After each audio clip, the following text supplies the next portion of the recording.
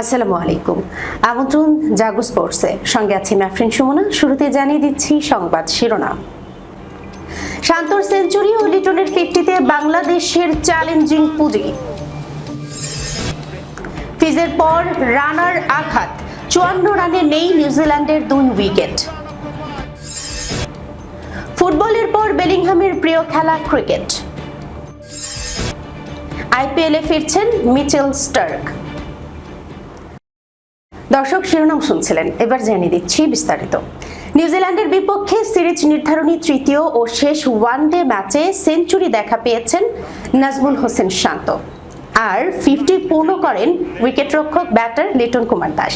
এই দুই ব্যাটারের দুর্দান্ত ব্যাটিংয়ে শুরুর ধাক্কা সামলে চ্যালেঞ্জিং পুঁজি পেয়েছে স্বাগতিকরা। নির্ধারিত 50 ওভারে 8 উইকেটে বাংলাদেশ তুলেছে 265 রান। ফলে জিততে হলে নিউজিল্যান্ডকে করতে হবে 266 রান। চট্টগ্রামে টস জিতে বাংলাদেশকে ব্যাট করার আমন্ত্রণ জানান নিউজিল্যান্ডের অধিনায়ক টম ল্যাথম। ব্যাট করতে নেমে ইনিংসের দ্বিতীয় বলেই সাজঘরে পথ ধরেন ওপেনার সাইফ হাসান। উইলিয়াম ও উর্কের বলে কট বিহাইন্ড হন তিনি। আউট হওয়ার আগে ব্যক্তিগত রানের খাতা খুলতে পারেননি এই ডানহাতি ব্যাটার। ব্যাট হাতে সুবিধা করতে পারেননি আগের ম্যাচে হাফ সেঞ্চুরিয়ান তানজিদ হাসান তামিম। 5 বলে 1 রান করেন তিনি। 9 রানে 2 উইকেট হারানো দলের হাল ধরান চেষ্টা চালান নাজমুল হোসেন শান্ত ও সৌম্য সরকার, কিন্তু এই জুটিটা বেশিক্ষণ স্থায়ী হতে পারেনি। 26 বলে 18 রান করে আউট হন সৌম্য। চতুর্থ উইকেটে দলের হাল ধরেন নাজমুল হোসেন শান্ত ও লিটন কুমার দাস। শুরুতে দেখে শুনে ব্যাট করতে থাকলেও ক্রমেই কিউই বোলারদের উপর চড়াও হতে থাকেন তারা। তাতেই বাড়তে থাকে বাংলাদেশের ইনিংস।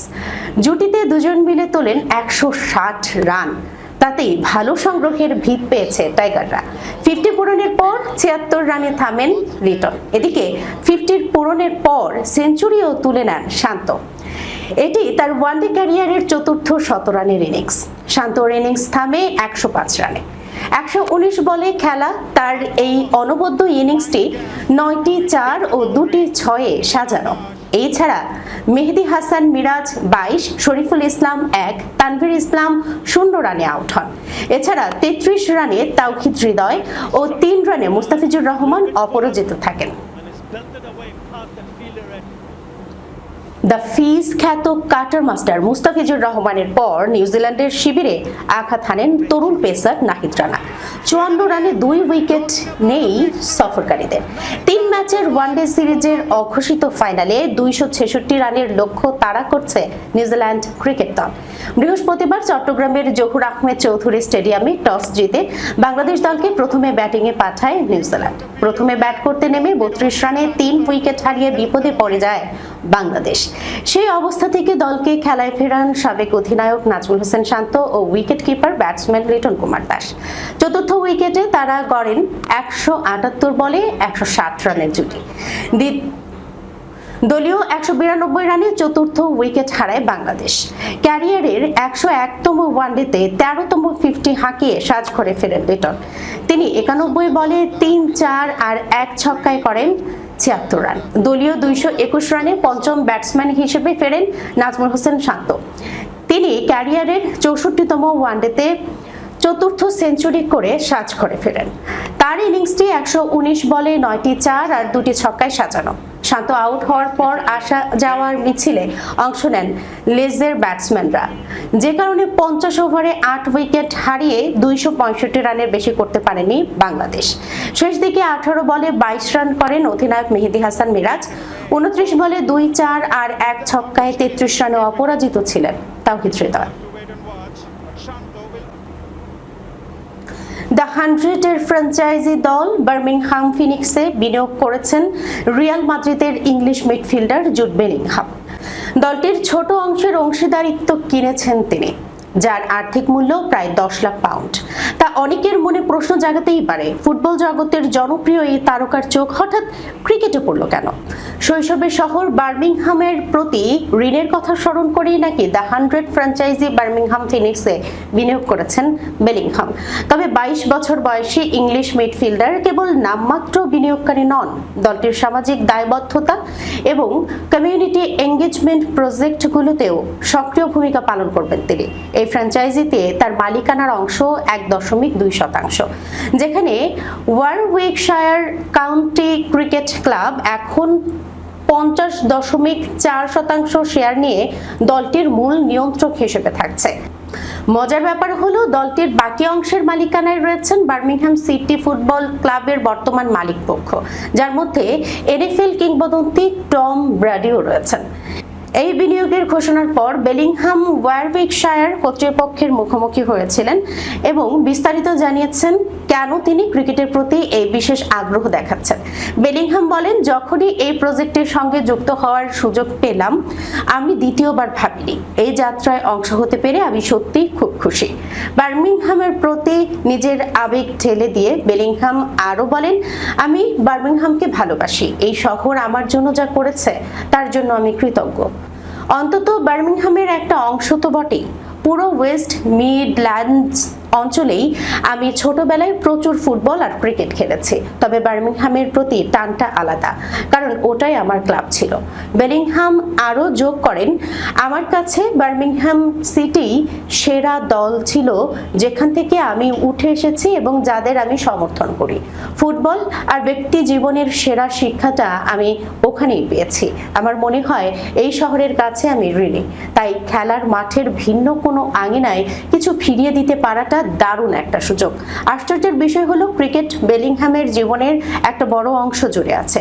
ছোটবেলায় তিনি আর তার ভাই নিয়মিত ক্রিকেট খেলতেন, এমনকি রিয়াল মাদ্রিদ তারকার কাছে ফুটবলের পর ক্রিকেটই হলো সবচেয়ে প্রিয় খেলা। এই মিডফিল্ডার মনে করেন, ফুটবল চাইলে ক্রিকেট থেকে বেশ কিছু ইতিবাচক বিষয়ও শিখতে পারে।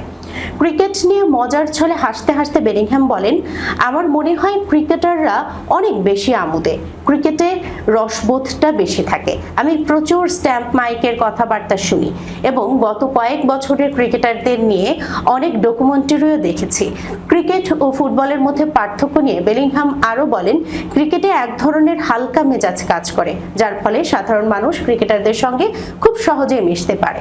ফুটবলের তুলনায় ক্রিকেটারদের হয়তো অতটা কাটাছেঁড়া করা হয় না, বরং তারা মানুষ হিসেবে কেমন বা খেলোয়াড় হিসেবে কতটা ভালো সেটার জন্য তারা অনেক বেশি কদর পায়।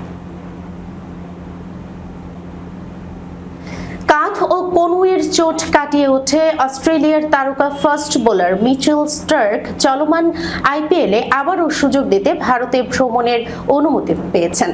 আশা করা হচ্ছে তিনি 1 মে জয়পুরে দিল্লির ক্যাপিটালসের হয়ে রাজস্থান রয়্যালসের বিপক্ষে ম্যাচের আগেই দলে যোগ দিতে পারবেন। খবর ESPN ক্রিকইনফো।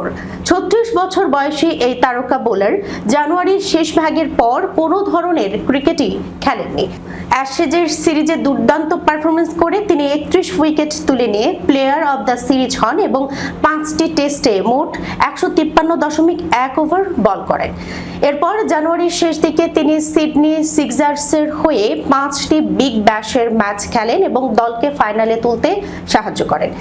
তবে পার্থ স্কর্চার্সের বিপক্ষে এক ম্যাচে ক্যাচ লুফে নিতে যেয়ে পড়ে যান, ফলে বাম কাঁধ ও কনুইয়ের উপর গুরুতরভাবে চাপ লেগে আঘাত পান। ফেব্রুয়ারিতে বিশ্রামের পর আবার বোলিং শুরু করলে কিছুটা ব্যথা অনুভব করেন, যার ফলে চলমান আইপিএল এর শুরুতেই তিনি যোগ দিতে পারেননি। প্রথম দিকে কেন তিনি আইপিএল এর শুরুতে ভারতে ছিলেন না তা নিয়ে বিভ্রান্তি তৈরি হয়। পরে স্টার্ক সামাজিক মাধ্যমে নিজের চোট সম্পর্কে বিস্তারিত জানান এবং তাকে নিয়ে ছড়ানো ভুল তথ্য ও মতামত নিয়ে হতাশা প্রকাশ করেন। জানা গেছে, সিডনিতে গত এক সপ্তাহ তিনি ব্যথা অনুভব ছাড়াই ভালো বোলিং করেছেন এবং শুক্রবার তার ভারতে পৌঁছানোর কথা আছে। সবকিছু ঠিক থাকলে 1 মে এর ম্যাচে তিনি খেলতে পারবেন এবং বাকি আইপিএল আসরেও উপস্থিত থাকবেন। দর্শক, এই ছিল এখনকার মতো জাগো স্পোর্টসে। যাবার আগে শিরোনামগুলো জানাচ্ছি আরো একবার। শান্তর সেঞ্চুরি ও লিটনের 50-তে বাংলাদেশের চ্যালেঞ্জিং পুঁজি। ফিজের পর রানার আঘাত, 54 রানে নেই নিউজিল্যান্ডের 2 উইকেট। ফুটবলের পর বেলিংহামের প্রিয় খেলা ক্রিকেট। আইপিএলে ফিরছেন মিচেল স্টার্ক। এখনকার মতো এই পর্যন্ত, এতক্ষণ পর্যন্ত যারা সঙ্গে ছিলেন সবাইকে ধন্যবাদ। আল্লাহ হাফেজ।